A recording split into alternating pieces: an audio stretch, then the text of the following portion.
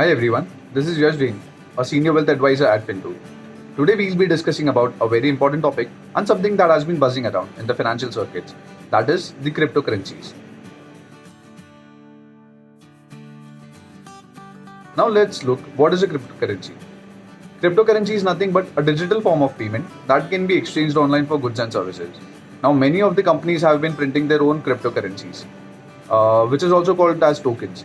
Now, this works on a technology called blockchain technology, which is a decentralized technology connected through various nodes through peer-to-peer network, which is called P2P network. So now what happens? There is no intermediary in between. Like a sender sends the data, which is received by the receiver in an encrypted form. This maintains a sense of security because of encryption.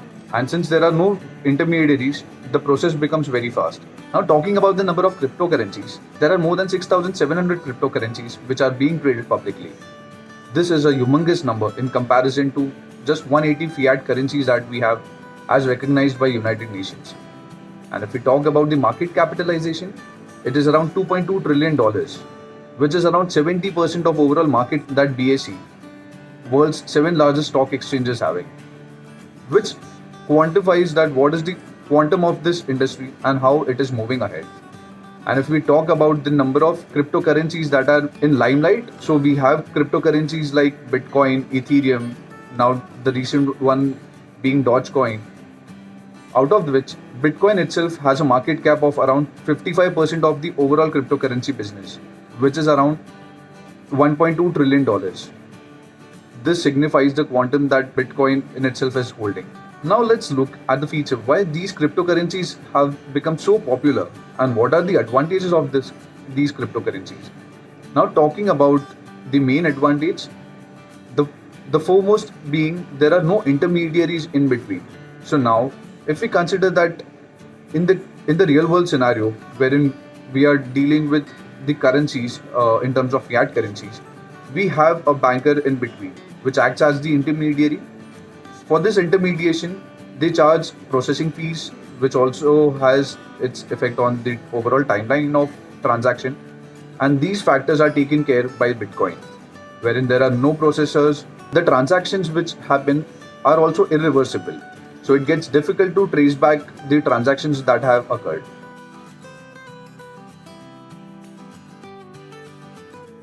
So while we speak about cryptocurrencies, it is also important to understand what are the legal aspects of cryptocurrency. Every country is following their own set of parameters and procedures to ascertain whether they are legal or not. So countries like China have banned cryptocurrency from all sorts of transactions, whereas countries like USA and Singapore have legalized cryptocurrency. Even in India, cryptocurrency is legal, which means you can buy, you can trade, you can exchange cryptocurrencies. But at the same time, it is not considered as a legal tender. That means you cannot buy or sell goods or services using cryptocurrencies. Now, there is another problem, that is the overall cryptocurrency has been unregulated, which makes it quite volatile in terms of transactions. And that is the reason it has been an asset class which cannot be completely classified as an asset just because of the speculative nature it is having.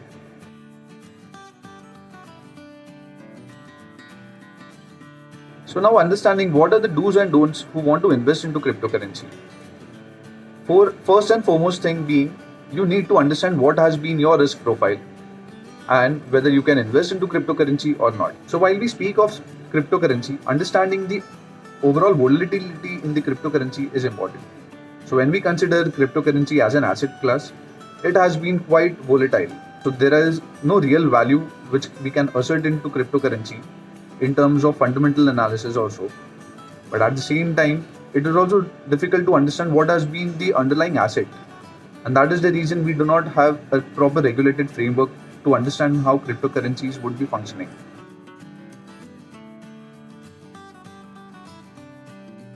Now, the governments have been working to understand and create an environment wherein cryptocurrency can be brought down to a purview of regulation. We can understand the nature of cryptocurrency by its price movement, that how volatile it has been over the period.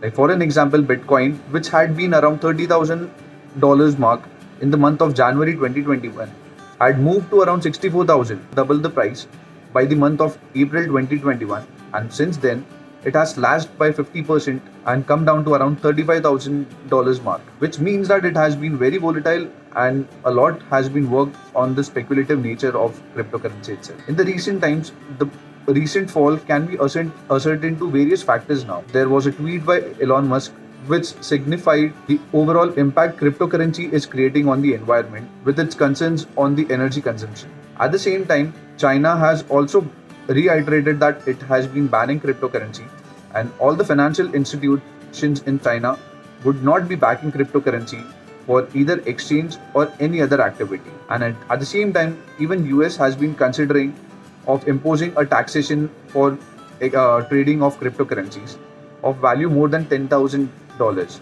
These are some of the latest impacts that we can see is being shown on the price movement of cryptocurrencies.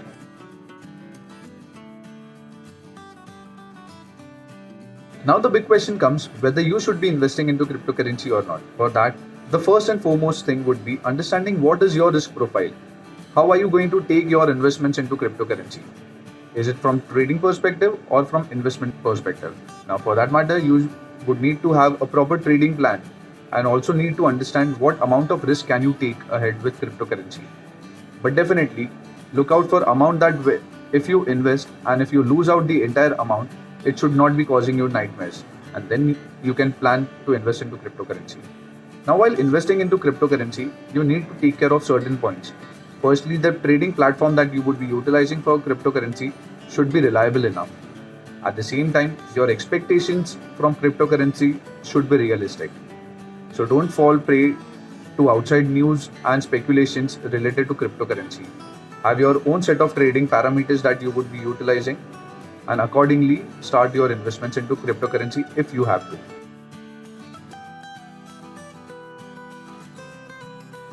Now, having spoken about cryptocurrencies, the next question is how can you invest into the cryptocurrencies? For that matter, we are having trading platforms in India which assist you in performing the transactional activities. These are called crypto exchanges which work 24/7. Some of the prominent ones being WazirX, CoinSwitch Kuber, CoinDCX Go, ZepPay, and various others as well. Now, what is the procedure to start your investment? The simple step would be completing your KYC first, and after that, you can start with your transactions.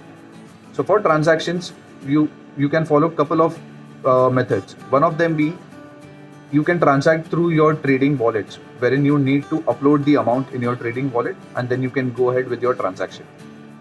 The other aspect would be the P2P network, which means you send money to the next person who is going to trade the cryptocurrency, wherein the cryptocurrency is held with the exchange first and then it is transacted to your account. The other mode that they have been working upon has been the UPI mode, wherein you can perform the trading activity through your UPI transaction as well.